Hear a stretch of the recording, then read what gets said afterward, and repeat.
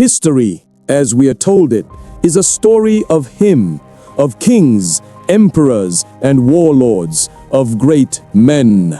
History is a story written by men. But their ink ran out. It failed to cover the shadows. And in those shadows, history's most lethal figures were sharpening their blades. They were queens, they were soldiers, they were protectors, and they were avengers. They were the deadliest warriors of their time, and their stories were intentionally forgotten. Today, we find them, the forgotten queens of combat. Before we begin our search, make sure you hit subscribe so you don't miss more untold stories like this.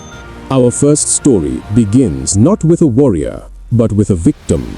In 60 AD, the Roman Empire was the undisputed master of the world. When Prasutagus, the king of the Iceni tribe in Britain, died, he left his kingdom jointly to his wife and to the Roman Emperor Nero. He hoped this political maneuver would protect his family. He was wrong. The Romans saw weakness. They annexed his kingdom, seized his lands, and plundered his home. When his wife, Queen Boudicca, protested, the local Roman procurator decided to teach her a lesson. She was publicly stripped, she was tied to a post, and she was flogged, the leather whips tearing her back open for all to see. But the humiliation didn't end there. To break her spirit, they committed brutal acts against her two young daughters. The Romans had made a critical mistake. They believed they were breaking a barbarian woman. They didn't realize they were forging an instrument of vengeance. Boudicca did not break. She ignited. Her red hair like a banner of fire, she rode from village to village. But she wasn't just a queen anymore. She was the living embodiment of her people's rage. Her voice, hoarse from her own suffering, carried a promise, not of freedom, but of annihilation. A storm gathered. The Iceni, the Trinovantes, and others, tens of thousands, rose to her call. This was no longer an army. It was a wave of pure, unadulterated fury. Their first target, Camulodunum, the Roman capital. They overran it. They slaughtered the 9th Legion sent to stop them. They showed no mercy, because none had been shown to them. Their next target, Londinium, the new settlement that would one day become London. The Roman governor, Suetonius, knew he couldn't hold the city. He abandoned it. Boudicca and her horde descended. They didn't just capture Londinium, they erased it. They burned it to the very bedrock. Archaeologists today still find the Boudiccan layer, a thick red-black scar of ash and melted pottery buried beneath the modern city. She did the same to Verulamium. In all, her army killed an estimated 80,000 Roman citizens and collaborators. She was, for a brief, terrifying moment, the absolute master of Roman Britain. She had done the impossible. She had brought the wolf of Rome to its knees. The final confrontation came at the Battle of Watling Street. Boudicca, in her chariot, her daughters beside her, gave one last chilling speech. She told her army she was not fighting for her lost wealth. She was fighting as an ordinary woman, for her lost liberty, for her bruised body, and for her daughter's stolen innocence. But rage is not a tactic. The Roman legionaries, though outnumbered, were disciplined. Their narrow front strategy turned the horde's numbers against them. The slaughter was immense. Boudicca escaped the battlefield, but she would never again be a Roman captive. Legend says she took her own life with poison, Choosing to die a free queen rather than live as a Roman trophy. Her body was never found. The Romans won the battle, but Boudicca won the war for immortality. She remains a symbol of defiance, a reminder that the deepest wounds give birth to the deadliest rage. While Boudicca's legend was one of vengeance, our next warriors is of perfect, terrifying skill. We travel to 12th century Japan during the Genpei War. This was the age of the samurai, a world dominated by codes of honor, martial prowess, and the will of the daimyo, the warlord. And in the court of the great warlord Minamoto no Yoshinaka, there was one samurai who stood above all others. A warrior described as a rider of untamed horses, a warrior worth 1,000, and able to face a demon or a god. Her name was Tomoe Gozen. She was an Onimusha, a female warrior, and she was her lord's most trusted general. Clad in heavy armor, armed with an enormous long sword and a powerful bow, she wasn't just present on the battlefield. She commanded it. She led Yoshinaka's troops in battle after battle, her reputation growing with every enemy she cut down. But her greatest test and her most legendary moment came not in victory, but in total defeat. At the Battle of Awazu in 1184, her lord Yoshinaka was betrayed. His forces were cornered and annihilated by his own cousin.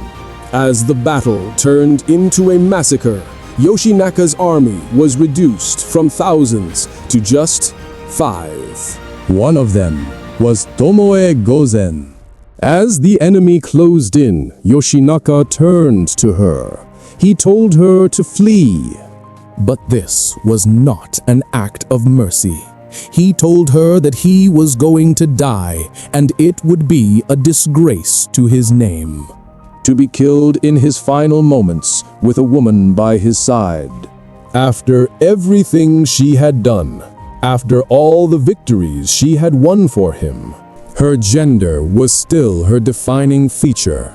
A normal person would have fled in shame or sorrow. Tomoe Gozen was not a normal person. She was furious. She looked at her lord and said she would obey, but first she desired one last worthy opponent, so that her final battle would be a glorious one for him to watch. She reined in her horse, her eyes scanning the chaos.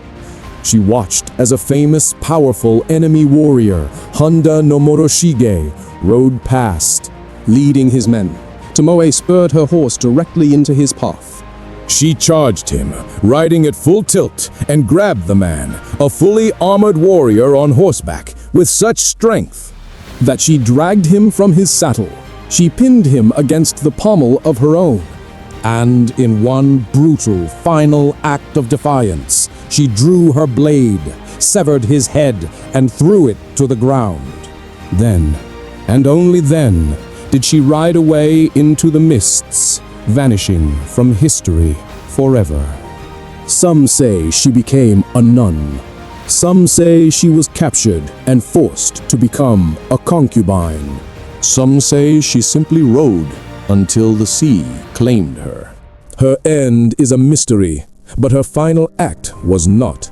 It was a statement, a demonstration of loyalty, power, and honor that transcended any code written by men. Our final story is not of one woman, but of an army. A force so elite, so disciplined, and so lethal that European soldiers who faced them spoke of them in tones of pure, unadulterated terror. Welcome to the kingdom of Dahomey in modern-day Benin, and meet the Mino, or our mothers. The West knew them by another name, the Dahomey Amazons. They were, quite literally, the king's wives. But they were not wives in any traditional sense. They were celibate. They were forbidden from having children. They were married only to the king and to war. They were his personal bodyguard, his frontline infantry, and his most elite fighting force. Their training was legendarily brutal. It was designed to forge them into weapons, to strip them of all weakness.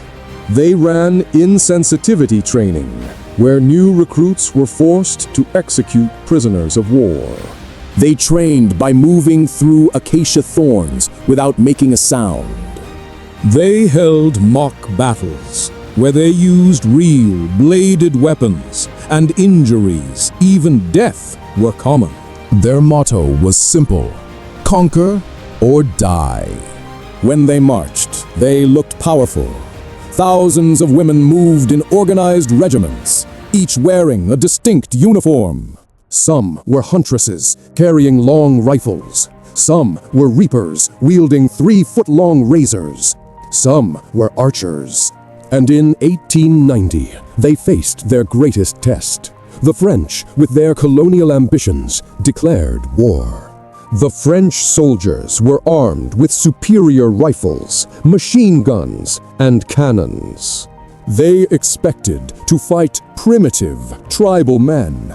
Instead, they were met by the Mino. In battles like the one at Cotonou, French legionnaires wrote home in disbelief. They described waves of female soldiers charging their positions, ignoring rifle fire that tore through their ranks. The Amazons would charge directly into the machine gun fire, vaulting over the bodies of their fallen sisters, just to get into hand-to-hand combat. They sang as they fought. They moved with a speed and ferocity the French had never encountered. One French Marine wrote, "They fight with extreme valor, always ahead of the other troops. They are outstandingly brave." They were so effective that the French commanders had to issue a specific, grim order to no longer hesitate to fire on them. In the end, like Boudicca, the Amazons could not defeat a superior industrial war machine. The French cannons and Gatling guns were too much. The kingdom of Dahomey fell, and the Mino were officially disbanded. Colonial historians, uncomfortable with the idea of a female army that had fought them so fiercely, simply erased them. They were dismissed as a myth or a minor bodyguard unit.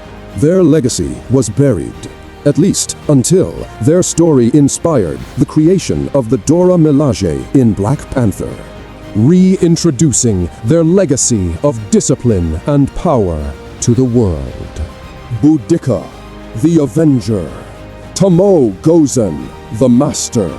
The Mino, the Elite. These aren't exceptions. They are examples. History is not the story of great men. It is the story of great people. And so many of those stories, the most brutal, the most inspiring, and the most lethal, have been left in the dark. Their tales were not forgotten. They were hidden until now. If you enjoyed this story, don't forget to subscribe and follow our channel for more.